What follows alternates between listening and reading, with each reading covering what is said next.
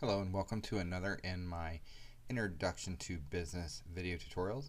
And in this one we will be talking about social media and e-business. Now social media and e-business have changed the way we communicate with each other, the way we meet people, and the way we shop. In this video lesson we're going to explore how these trends affect both us as individuals as well as the business world. So let's jump right on in and simply define what is social media. Well, for those of us in the business world, social media represents the online interactions that allow people and businesses to communicate and share ideas, their personal information, and information about the available products and services. It's about a culture of participation, meaning that people can now discuss, create, connect, and advocate much easier than ever before. As I said, social media has completely changed the business environment. Now, lots of companies of various sizes are going to social media to learn about their customers, what their likes and dislikes are. They are seeking out public input about products and marketing. They're creating a community of feeling. They're polishing their brand image, and they're promoting particular products. One reason is that companies want to encourage viral sharing of product or brand messages and images, and this just means that a large number of people mention the brand or share the content repeatedly out there on different social media sites. The hashtag, this probably pops in your head right away. You're like, okay, I know what that is. And it's simply just a word or short phrase preceded by the pound sign to identify different topics. The fact that so many people are actively sharing information about themselves and their likes and their dislikes is a driving force behind many companies' attempts to develop some type of social media presence out there.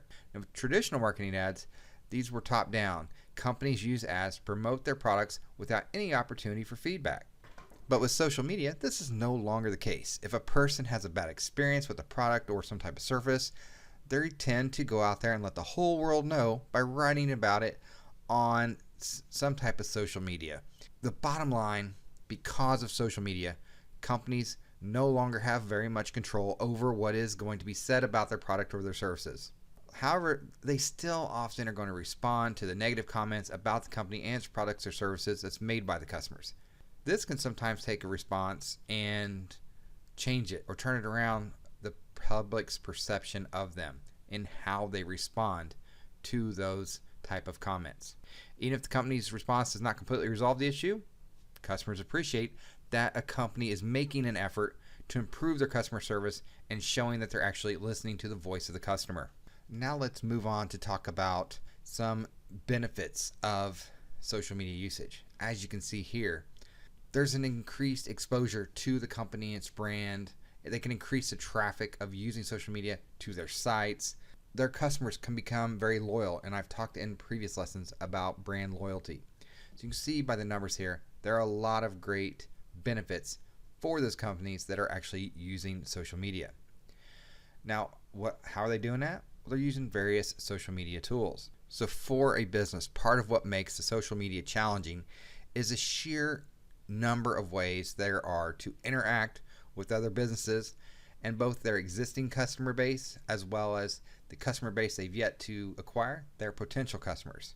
Now, companies are using social media because it allows that company to connect with their customers, to provide other means of customer service, to provide information that is going to be valuable to their customers, and to engage with the customers in their product development and formulation. The social content sites that are out there allow organizations to create and share information about their products and services via different methods such as blogs and photos and podcasts. Now, for businesses selling to other businesses, social media sites can also bring and include webinars and online promotional materials. I mentioned the term blog, and this is just a website that's out there that allows a company to share its information in order to increase its customers' knowledge about its products and services, as well as to hopefully build trust with those customers. Once a story or information is posted, customers can provide feedback through various comments, which is one of the most important ways of creating a conversation and interaction between the organizations and their customers or their end consumers. Blogs are effective at developing better relationships with their customers, getting those new customers in, telling a story about the company's products or services, and then providing an active forum for bouncing off new ideas with their customers. In addition to these blogs, another tool for social content is through media sharing sites, which allow users to upload photos or videos or even podcasts. Before participating in media sharing, a business should consider such factors as who will create the photo, the videos, and the podcasts. How will the content be distributed to those interested businesses and end consumers? And how will it cost to create and distribute that material? How much is that going to affect us? How much are we going to be using our profits or our capital to be able to use this social media? Videos have also gained popularity because of the inherent ability to sell the story of a product or service. Companies know that sites like YouTube are useful because they're already recognized by other businesses and consumers as a source of both entertainment as well as consumer information. Another thing I wanted to talk about is social media ratings. Social media enables shoppers to access opinions, recommendations, and even referrals from others who've already bought the product or used the service. This type of information is available via the social media site and can include reviews and ratings. Now, if you've ever went and looked at a rating, no matter what product you look up, you're going to have reviews across the spectrum. So use those to your advantage of what you know or what you don't know, and see if you see trends along those social media ratings. If you see that thousands of people have said that the same fault occurs on a product, then that's you've established a trend line, and you can say, okay, maybe I want to steer clear of this, or okay, that's something I can deal with, or that's something I can fix on my own. Make sure you pay attention to social media ratings. And lastly, here I wanted to talk about social games. And this is just a multiplayer, competitive, goal-oriented activity with some set of defined rules of engagement and online connectivity among a community of players. One of the most important aspects of social media is the entertainment aspect. And as an example, the games like Word with Friends and Farmville serve that purpose to get those out there in that community. Games are also popular because people like the competition and social status they can earn through the playing of social games. And for businesses that are going to create or generate games, it can be profitable. While some businesses are going to elect their own games, or others are going to promote very particular brands or products within another firm's game. This is just straight marketing. If you're putting your information out there on these very popular social gaming sites, people are going to see your product. They're going to be informed about that product. Let's talk about social media community. Many businesses are already using social media to achieve important objectives, as they should be. Some of these are long-term, such as building brand awareness and their reputation as a brand, while others are more short-term, such as just increasing their website traffic or maybe even getting some sales leads. For a business, social media can be used to build a community. Social media communities are groups of people who share common interests and who want to engage in conversation about issues they consider important or interesting. These e-communities are often called networks, and they provide a method for people to use technology and the internet to connect with other people with similar interests. People are part of the networks that can also share information and even develop profiles. Individuals in a community can be called friends, fans, followers, or connections. So what are these organizations using? What are their top ones? Here are the top social media network sites currently, and they have been for quite a while, and I don't see anything changing in the next few years. That's Facebook, Twitter, LinkedIn, and YouTube. These different social communities are going to include such things as forums and wikis. Now, a forum is just an interactive version of a community bulletin board and focuses on those threaded discussions that are created. Now, these are particularly popular with people who share a common interest such as video games. A wiki is a collaborative online working space that enables its users to contribute content that can be shared with other people. The most popular one, of course, is Wikipedia, and that's that free online encyclopedia. Most people just call it Wikipedia or Wiki, but really this is just an example of a wiki. And you have to be careful, especially with Wikipedia, because anyone can add content. So you always want to make sure you validate the information before you rely on that information. Now, I've mentioned the term stakeholders before, and one of the most important reasons for listening to stakeholders is to determine whether there is a crisis brewing. A majority of companies believe that their company is less than a year away from some type of potential crisis movement, and they monitor their social media for conversations that may predict this crisis moment. During a crisis, companies can use social media to answer questions, reassure their public, and to present positive information and rebuild their reputations. Listening to people, whether they are customers or not, is always an important aspect of a company's social media plan. Listening to the conversations unfolding on different social media sites like Twitter or Facebook can be very important to understanding what the people think about a company's product and services. Many companies are using social media to increase awareness and build their brand amongst their customer base. It's especially valuable in targeting the millennials and tech-savvy digital natives that are born after the early 80s, because those are the target group that businesses have identified as being their customers that are going to be using social media. This created a whole new concept in marketing. Social media marketing is the utilization of social media technologies, channels, and software to create, to communicate, to deliver, and exchange offerings that have values of an organization. As companies become more comfortable with social media, we can expect more companies to use social media to market products and services to their customers. The research that we've done indicates that companies are shifting their advertising money from the traditional marketing methods to a digital marketing.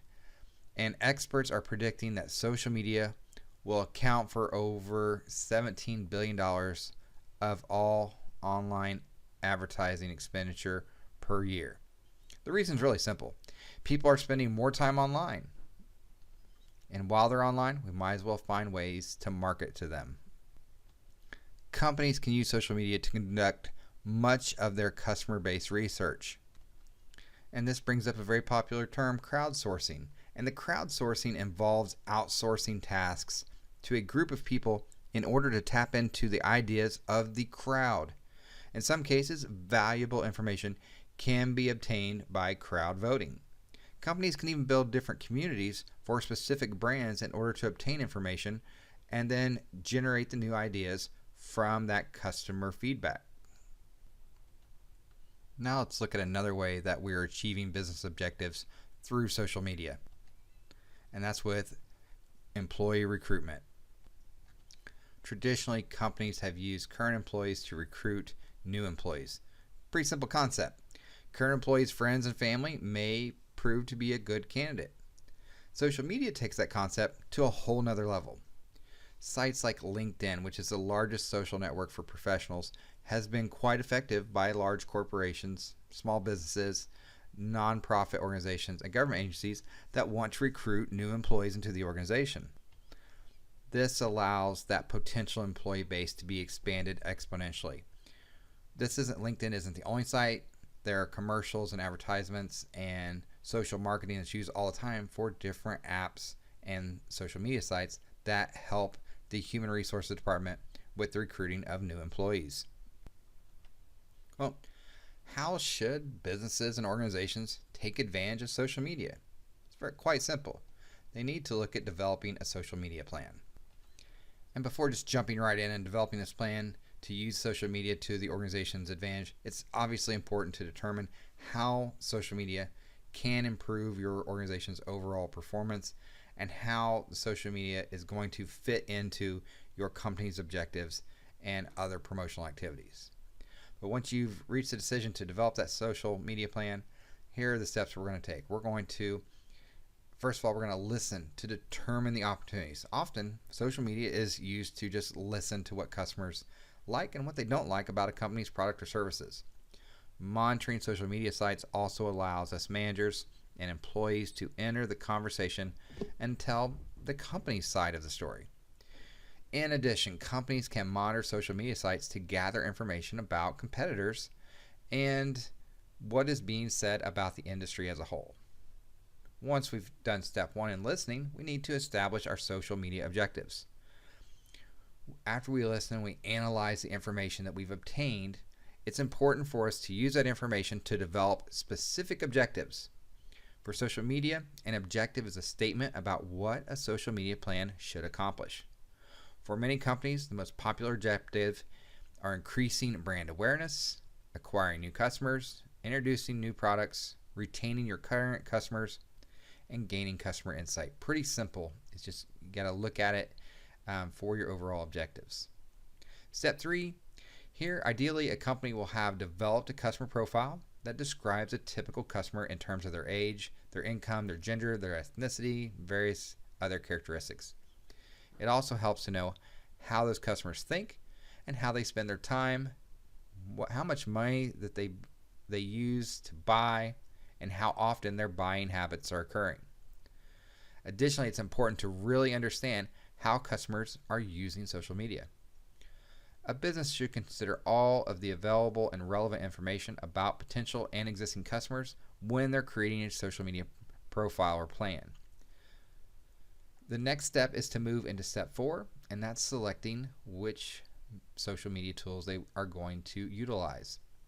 The search for the right social media tools usually begins with the company's social media objectives. It also helps to review the target customer or segment the company is trying to reach.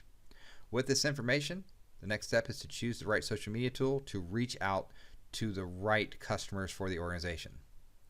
It's also possible for a business to build a social media community, especially when the objective is to fund local community projects or charities.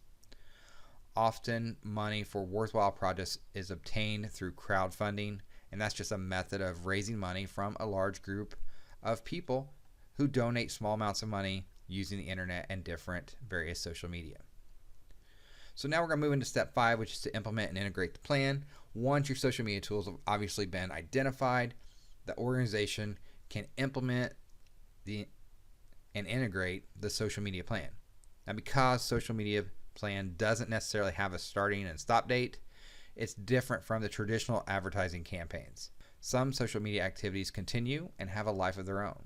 Now, to increase the effectiveness of the social media, organizations will often integrate online promotions with more traditional or offline promotions. As companies increase the amount of money spent on digital marketing and social media, they will attempt to tie online and offline promotions together in order to get more bang for your buck. So those are the 5 steps. Because social media is a relatively new method of reaching out to customers, many companies struggle when attempting to measure their social media. Generally, there are 2 types of social media measurement. While both measurements can be used, most companies tend to use quantitative measurements. Quantitative social media measurements consist of using numerical measurements such as counting the number of website visitors, the number of fans or followers, the number of leads that are generated by using the social media, and the number of new customers. Qualitative social media measurement is the process of accessing opinions and beliefs about the brand. This process primarily uses sentiment analysis to categorize what is being said about the company. The sentiment analysis is a measurement that uses technology to detect overall moods, attitudes, or even emotions of people who experience a social media activity. Other methods for determining customer sentiment include customer satisfaction scores, issue resolution time, actual resolution time, which is the amount of time that's taken to resolve customer service issues. Now, when compared to quantitative measurements, it should be noted that many of these qualitative social media measurements are more subjective in their overall nature. Because social media costs both your organization time and money, it's important to measure the success of a social media plan and then make adjustments and change if needed. Based on quantitative and qualitative measurements, your organization may also try to determine if it's getting a positive return on investment by using social media. Well, this social media usage also ties into a very key part of an organization, and that's with e-business. The E actually stands for electronic. So electronic business can be defined as the organized effort of individuals to produce and sell, for a profit of course, the product and services that satisfy society's needs through facilities available on the internet.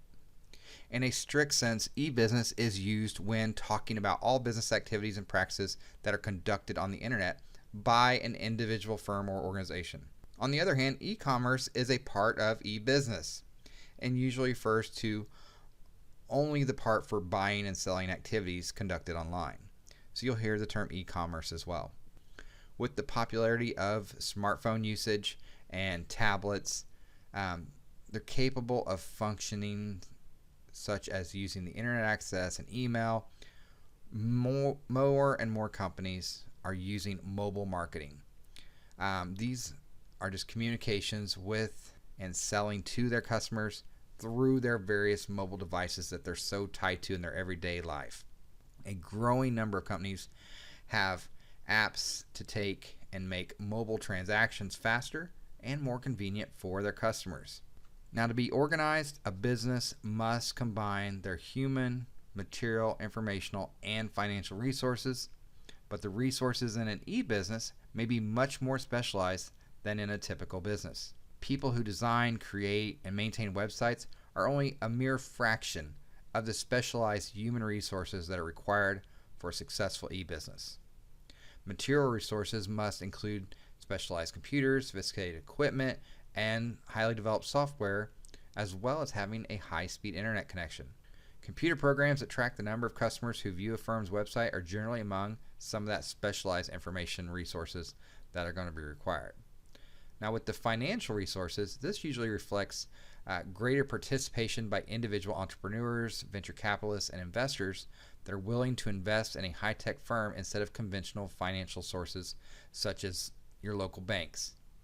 Now, in an effort to reduce the cost of specialized resources that are used in e-business, several organizations have turned to using outsourcing.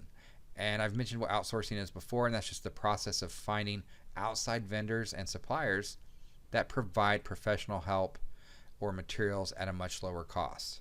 Today, more and more people are using some type of electronic device connected to the internet, as well as getting connected to their social media, and they're using this as a way to connect with other people. The internet can also be used to purchase products or services. An example, of course, is the use of Amazon. In addition to purchasing products, the internet can also be used by individuals and businesses to obtain information, useful information, not just raw data. The internet allows our customers to choose the content that they're offered. Knowing the interests of a customer allows an internet firm to direct appropriate, smart advertising to a specific customer target base. Organizations can increase profits either by increasing sales revenue or by reducing expenses through a variety of e-business activities. One way to get a better sense of how businesses are adapting to the opportunities available on the internet is to identify different e-business models. A business model represents a group of common characteristics and methods of doing business to generate sales revenue and to reduce those expenses. Regardless of the type of business model, planning often depends on if the business is a new firm or an existing firm adding in some type of online presence. I'm going to talk about two of the biggest models, and that's the business-to-business model and the business-to-consumer model. You will see these a lot of times just represented as B2B for business to business or B2C for the business to consumer model. Some firms use the internet mainly to conduct business with other businesses. These firms are generally referred to as having a business to business model.